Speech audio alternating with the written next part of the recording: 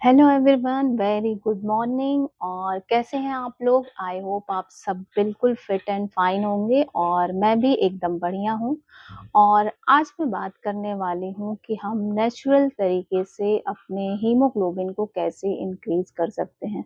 मैं हीमोग्लोबिन के बारे में इसलिए बात कर रही हूँ क्योंकि एक सर्वे में अभी हाल ही में मैंने एक न्यूज़पेपर पढ़ा और उसमें मुझे पता चला कि सर्वे में वहाँ पाया गया कि अगर हम 5 लेडीज़ का चेकअप कर रहे हैं, तो उसमें 3 लेडीज़ ऐसी आपको मिलेंगी जिनका हीमोग्लोबिन बहुत ज़्यादा कम रहता है।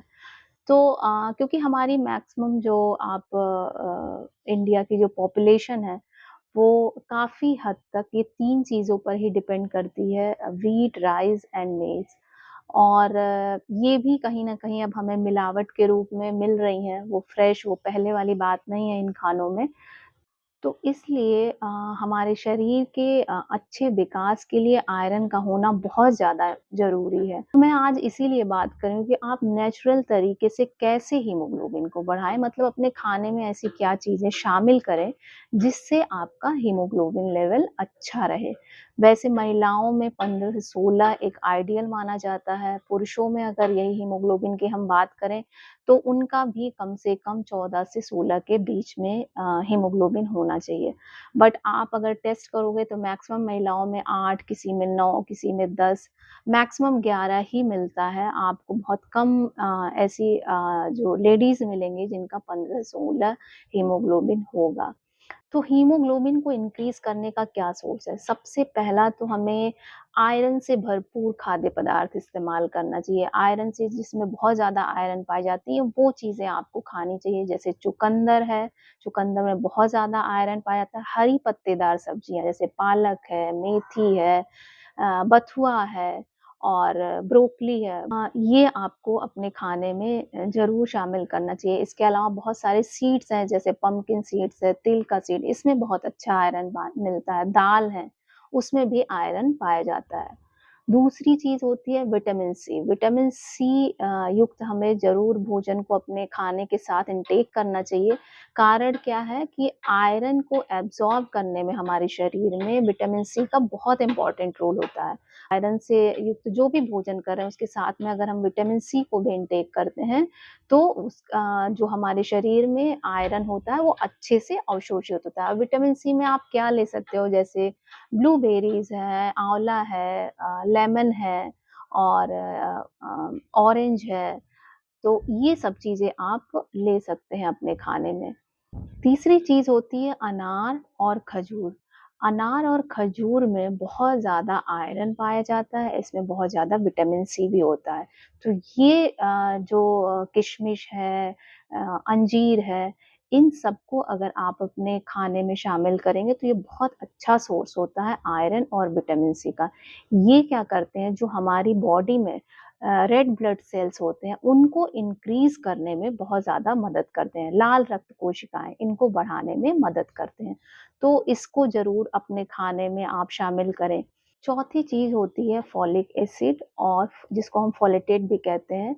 हमारे शरीर में जो नई लाल रक्त कोशिकाएँ होती हैं, रेड ब्लड सेल्स होते हैं, इनके निर्माण में विटामिन बी9 और साथ ही साथ ये फॉलिक एसिड, इनका बहुत इम्पोर्टेंट रोल होता है। तो इसके लिए आप मूँगफली खा सकते हैं, राजमा खा सकते हैं और भी साबुत जो अनाज होते हैं, मसूर है, उसको खा सकते हैं। तो ये जो है हमारी शरीर में जो नई-नई रेड ब्लड सेल्स होती हैं, उनके निर्माण में बहुत ज़्यादा सहायक होता है। 5वीं चीज़ है मोरिंगा, जिसको हम कहते हैं सहजन। कुछ जगहों पे ड्रम स्टिक इसको कहा जाता है। ये बहुत अच्छा सोर्स होता है आयरन का, विटामिन सी का, विटामिन ए भी इसमें पाया जाता है और इसको आप अलग-अलग टाइप से ले सकते हैं। चाहे तो आप सांभर में इसको डाल सकते हैं या इसका सूप ले सकते हैं, या बहुत लोग मोरिंगा की सब्जी बनाते हैं। कुछ लोग इसको मतलब ड्राई फॉर्म में यूज़ करते हैं। तो आप मोरिंगा को किसी भी फॉर्म में यूज़ करिए, ये आपके आयरन को इंक्रीज़ करने में बहुत ज़्यादा मदद करता है। और ये कुछ चीज़ें जो मैंने बताई ये तो शाकाहारी है, मतलब आयरन का सोर्स शाकाहारी और मांसाहारी दोनों टाइप से है। तो ये मैंने जो चीज़ें बताई ये शाकाहारी है। मांसाहारी अगर हम नॉन-वेज वाली बात करें, जो नॉन-वेज जो खाते हैं, तो उसमें आप रेड मीट ले सकते हैं और इसके अलावा सी फूड में आप झींगा है, सीप है और एक टुन्ना फिश आती है, वो भी बहुत अच्छा सोर्स होता है आयरन का। और एग में जो येलो पार्ट होता है, वो बहुत अच्छा सोर्स होता है आयरन का, तो आप इसको ले सकते हैं। इसके अलावा क्या चीज़ें हमें नहीं लेनी चाहिए? अगर आप अपने हीमोग्लोबिन को इंक्रीज़ करना चाह रहे हैं, तो क्या चीज़ें आपके लिए नुकसानदेह हो सकती हैं? सबसे ज़्यादा नुकसानदेह टी और कॉफ़ी होता है। जैसे अक्सर लोगों की आदत होती है, क्या करते हैं वो खाने के बाद चाय या कॉफ़ी ले लेते हैं। तो ये क्या करता है, जो हमारी बॉडी में आयरन जब खाने के थ्रू लेते हैं, तो टी और कॉफ़ी उसको स्लो डाउन करता है हमारी बॉडी में अवशोषित होने में आयरन को। तो इसलिए हमें टी और कॉफ़ी को अवॉइड करना चाहिए, ताकि हमारी बॉडी में जो भी हम खाने के थ्रू आयरन ले रहे हैं, वो अच्छे से अवशोषित हो जाए, अच्छे से एब्ज़ॉर्ब हो जाए। और दूसरी चीज़ होती है, हमें कैल्शियम के साथ कभी भी कैल्शियम के साथ आयरन को नहीं लेना चाहिए। बहुत से लोग पूछते भी हैं कि क्या हम पालक के साथ दूध ऐड कर सकते हैं? बहुत लोग उसमें मतलब आइडियली पालक पनीर बहुत लोगों को पसंद होता है, बट अवॉइड करना चाहिए। क्यों? क्योंकि कैल्शियम भी जो आयरन को एब्ज़ॉर्ब करने में स्लो डाउन करता है उसको अवशोषित करने में। तो इसलिए कोशिश करना चाहिए कि हमें कैल्शियम के साथ आयरन को नहीं लेना चाहिए, नहीं इनटेक करना चाहिए। तो ये कुछ सोर्स थे नेचुरल, और अगर आप इनको अपने डाइट में शामिल करेंगे तो ज़रूर आपको इसका बेनिफिट होगा और आपका हीमोग्लोबिन ज़रूर इंक्रीज़ होगा।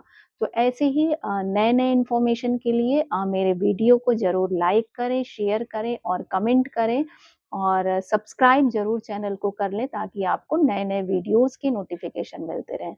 तब तक के लिए बाय-बाय।